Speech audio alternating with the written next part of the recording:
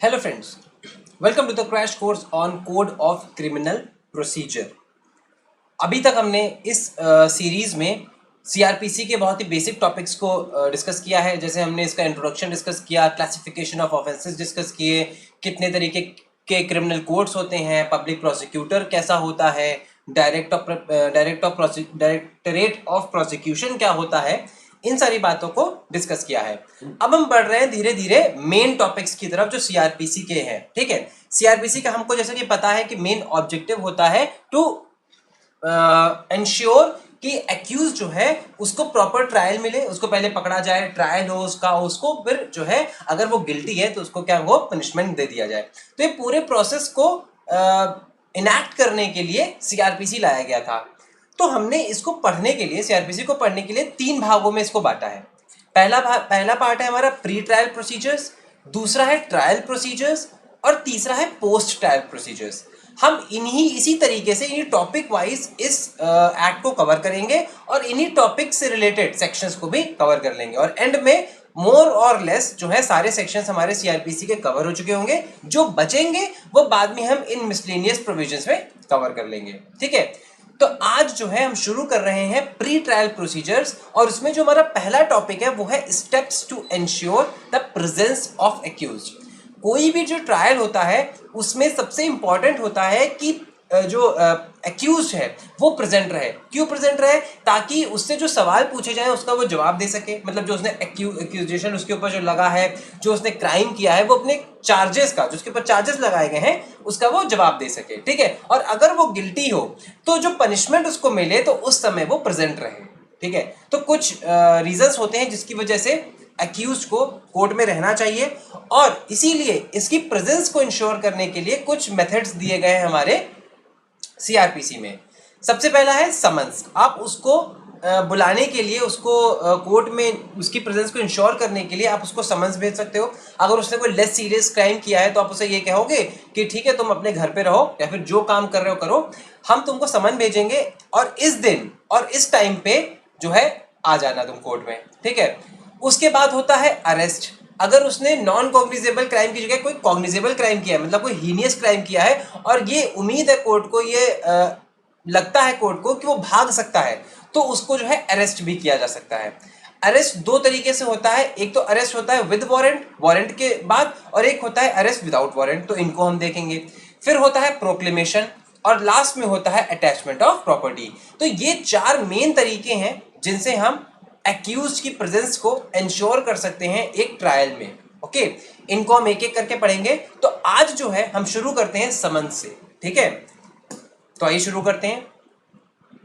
ये मैंने आपको बता दिया है कि ट्रायल के लिए जो है फेयर ट्रायल जो होता है उसको, उसमें इंश्योर करा जाता है कि जो है एक्यूज जो है प्रेजेंट रहे और उसको अपने आप को डिफेंड करने के लिए पूरा मौका मिले, और अगर वो गिल्टी पाया जाए लास्ट में तो क्या हुआ, उसके ऊपर सेंटेंस भी उसको हो जाए। ठीक है, और इसके लिए समन्स है, वारंट फॉर अटेंशन है, अरेस्ट विदाउट वारंट है, प्रोक्लेमेशन है और अटैचमेंट ऑफ प्रॉपर्टी है। अब हम बात करते हैं समन्स एंड वारंट केस की। पहले इनकी डेफिनेशन देख लेते हैं। समन्स केस कौन से होते हैं, वारंट केस कौन से होते हैं। तो नाम से पता चल रहा है जिन केसेस में समन्स भेजा जाता है उसको बुलाने के लिए वो समन्स केस होते हैं, जिस केस में वारंट भेजा जाता है तो वारंट केस होते हैं। देखिए, the court has classified all criminal cases into summons case या फिर वारंट केस।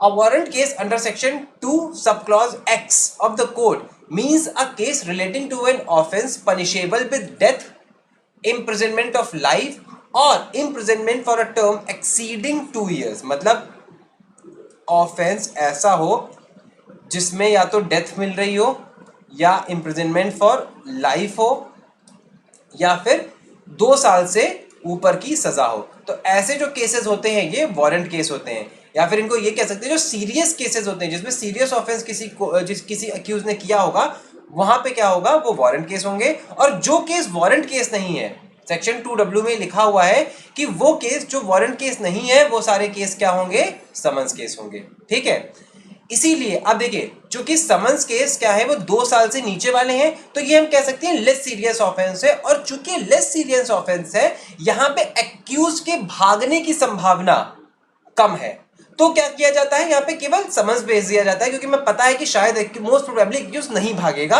और एक्यूज अपने जो उसने क्राइम किया है उसका आंसर देने के लिए कोर्ट में आ जाएगा मोस्ट प्रोबेबली। लेकिन अगर उसकी सजा 2 साल से ज्यादा है या फिर उसको डेथ पेनाल्टी मिलने वाली है किसी केस में या फिर उसको जीवन भर के लिए जेल में डाल दिया जाएगा, तो ऐसे केस को वारंट केस बोला जाता है। और इस वारंट के परसुएंस में उसको क्या कर लिया जाता है, अरेस्ट कर लिया जाता है। क्यों? क्योंकि ये अनुमान लगाया जा सकता है कि अगर किसी को इतनी बड़ी सजा दी जा रही है तो शायद वो उस सजा से बचने के लिए भाग भी सकता है। ठीक है, तो ये होते हैं समन्स और ये होते हैं वारंट केस। अब देखो, कोई भी जब क्राइम कमिट होता है तो उस केस में ये डिपेंड करता है कोर्ट के जुडिशियल माइंड के ऊपर कि वहां पे हमें समन्स इशू करना है या वारंट इशू करना है। देखिए, हमने अभी आपको बताया कि समन्स केस में समन इशू होता है, वारंट केस में वारंट इशू होता है जनरली। ये लिखा हुआ है सेक्शन 204 में। जनरल रूल सेक्शन 204 में दिया हुआ है कि समन्स केस में समन इशू करेंगे और वारंट केस में वारंट इशू करेंगे। लेकिन अगर हम इसको ध्यान से पढ़ेंगे तो सेक्शन 204 का सब क्लॉज बी है, वो ये कहता है कि कोई अगर वारंट केस है और उसमें कोर्ट को ये लगता है कि यहाँ पे समन से भी काम चल जाएगा, मतलब कोर्ट को ये लग रहा है कि ये भागेगा नहीं आदमी, ये अगर हम इसे बुलाएंगे तो आ जाएगा, ईमानदार आदमी है, ठीक है, तो कोर्ट उस केस में, वारंट केस में भी एक समन को इशू कर सकता है। साथ ही में अगर इसके साथ हम सेक्शन 87 को पढ़ेंगे तो वहां पे ये लिखा हुआ है कि चाहे समन्स केस ही क्यों ना हो, लेकिन कोर्ट के पास पावर है कि समन्स के साथ, समन की जगह पे, इन लिeu ऑफ समन्स, वो वारंट भी इशू कर सकता है। कहने का ये मतलब है कि अगर कोर्ट को किसी समन केस में लगता है कि शायद अक्यूज भाग सकता है तो कोर्ट के पास ये पावर है कि वो समन केस में भी वारंट को इशू कर सके। ओके, तो जनरल रूल तो यही है कि समन केस में समन इशू होगा, वारंट केस में वारंट इशू होगा। लेकिन अगर हम सेक्शन 204 और सेक्शन 87 को ध्यान से पढ़ेंगे तो हमको यह पता चलेगा कि समन केस में वारंट भी इशू हो सकता है और वारंट केस में समन भी इशू हो सकता है। It is all dependent upon the judicial mind of the court. Court के अपने जुडिशियल माइंड पे ये बात डिपेंड करती है। ठीक है, अब देखिए समन इशू कैसे होता है, इन बातों को जानते हैं कि क्या प्रोसेस है। ठीक है, देखो, तो समन होता क्या है पहले ये समझो।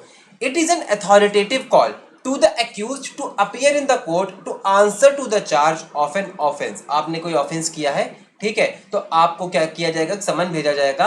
वो समन क्या होगा, एक अथॉरिटेटिव कॉल होगी, मतलब कोर्ट जो है, कोर्ट अपनी अथॉरिटी को यूज करके आपको बुला रहा होगा to appear in the court. Court में आने के लिए आपको बुला रहा होगा और ये कहेगा कि आपके खिलाफ जो चार्जेस अप्लाई किए गए हैं, ठीक है, उनका आप आंसर दो आके। ठीक है, the manner in which the summons is to be prepared is described in section 61। कैसे समन प्रिपेयर करेंगे, क्या उसका तरीका होगा प्रिपेयर करने का, वो सेक्शन 61 में दिया हुआ है। और ये कहता है कि हर एक समन जो कोर्ट इशू करता है वो राइटिंग में होगा, लिखित होगा, डुप्लीकेट में होगा, उसकी एक कॉपी भी साथ में होगी, ठीक है, और उसको साइन किया गया होगा by the presiding officer of the court, जिसने उस समन को इशू किया था, और उस पे जो है कोर्ट की सील भी लगी होगी।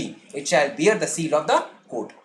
अगर आपको देखना है कि कैसा लगता है एक समन्स, तो अगर आपके पास बेयर एक्ट होगा तो बेयर एक्ट में आप पीछे देखिएगा, सेकंड शेड्यूल का फॉर्म 1 है, ठीक है, उसमें आपको दिख जाएगा कि किस तरीके का समन होता है। ठीक है,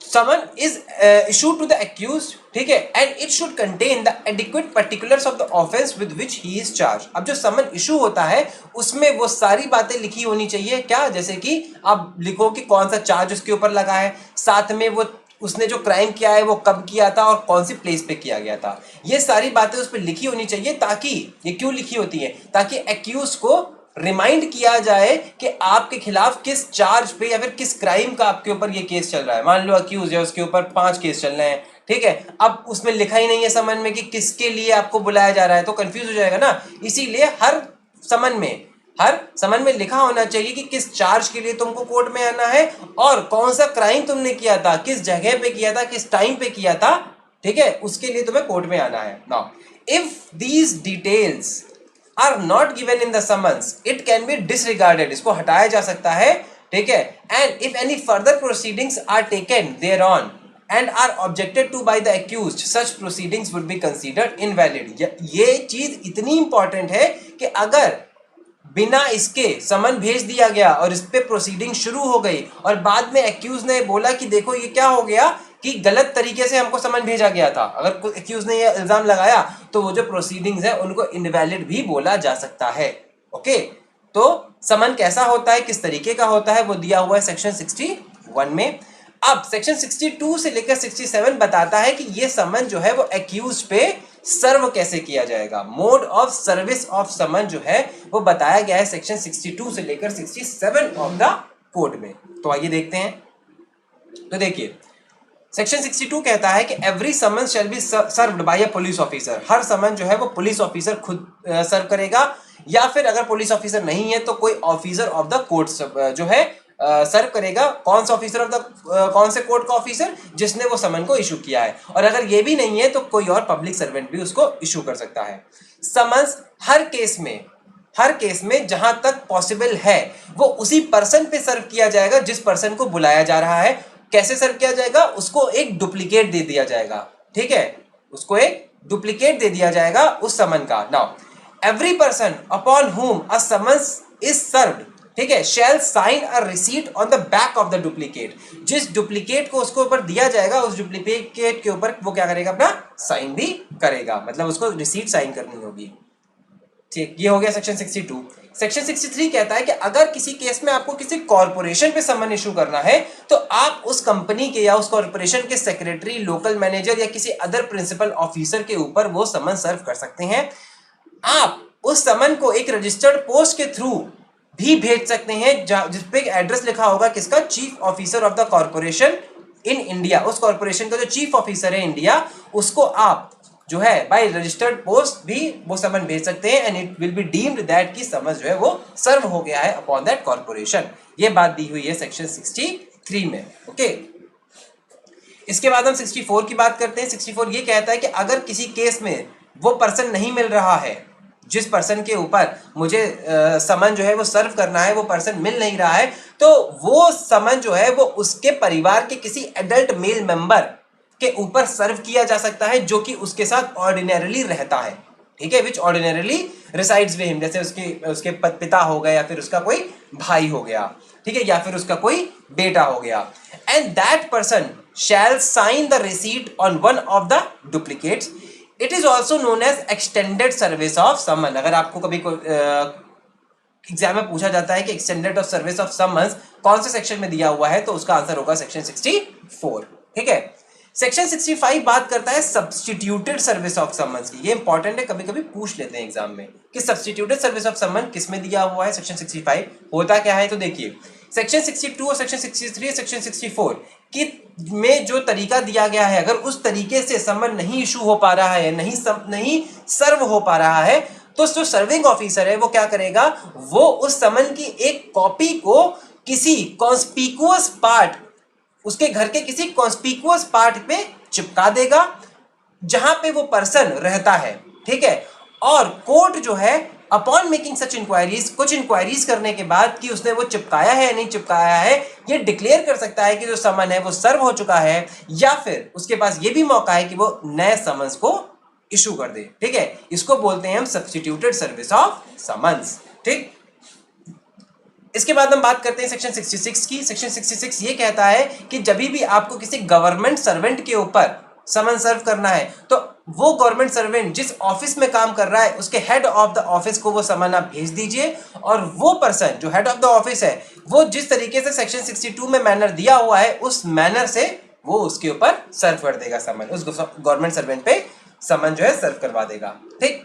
सेक्शन 67 बात करता है कि अगर आपको वो जो समन है वो outside the local limits of the court भेजना है, जिस कोर्ट ने वो समन इशू किया है उसके लोकल लिमिट्स के बाहर वो समन भेजना है, तो क्या करेंगे, आप उस समन को जिस जुरिस्डिक्शन में वो समन सर्व कराना है उसके मैजिस्ट्रेट के पास भेज देंगे, और वो जो मैजिस्ट्रेट है वो उस समन को सर्व करा देगा अपॉन दैट पर्सन जो कि उसके जुरिस्डिक्शन में रह रहा है। ये बात हो गई सेक्शन 67 में। अब बात करते हैं सेक्शन 68 की। सेक्शन 68 बात करता है proof of service of summons की। ये कहता है कि जब समन्स जो है वो outside of the local jurisdiction serve किया गया है और वो ऑफिसर जिसने समन्स सर्व किया है वो कोर्ट में नहीं है, तो एक एफिडेविट दिया जा सकता है कोर्ट में जिसमें वो ऑफिसर ये एडमिट करेगा कि ऐसा समन जो है such summon had been served, ठीक है, और इसको मान लिया जाएगा as an evidence of proof of service of summons. ठीक है, इसके बाद बात होती है सेक्शन 69 की। सेक्शन 69 कहता है कि अ कोर्ट इशूइंग अ समन, ठीक है, अपॉन अ विटनेस, एक विटनेस के ऊपर जब कोई समन इशू करना होता है तो इन एडिशन कि उसके ऊपर सर्व जो है समन नॉर्मल वे में सर्व किया जाए, ये भी डायरेक्शन दिया जा सकता है कि उसके ऊपर जो समन्स है वो बाय रजिस्टर्ड पोस्ट भेज दिया जाए, जहां पे वो विटनेस जो है ऑर्डिनरली या तो रह रहा है या फिर वो अपने कोई बिजनेस का काम कर रहा है। ठीक है, तो ये तो बात हुई हमारी सेक्शन 61 से लेकर सेक्शन 69 की। ठीक है, अगली बार जो हम आपसे मिलेंगे तो बात करेंगे अरेस्ट विद वारंट की। ठीक है, हमने ये देख लिया कि एक तरीका था जिससे हम समन्स भेज के एक्यूज की प्रेजेंस को इंश्योर कर सकते हैं। अगला तरीका है कि हम अरेस्ट कर सकते हैं उसको विदाउट वो विद वारंट। ठीक है, विद वारंट अरेस्ट करके हम उसकी प्रेजेंस को कैसे इंश्योर कर सकते हैं, ये बात देखेंगे। ठीक है, तो अगली बार जब हम आपसे मिलेंगे तब तक के लिए thank you and happy learning.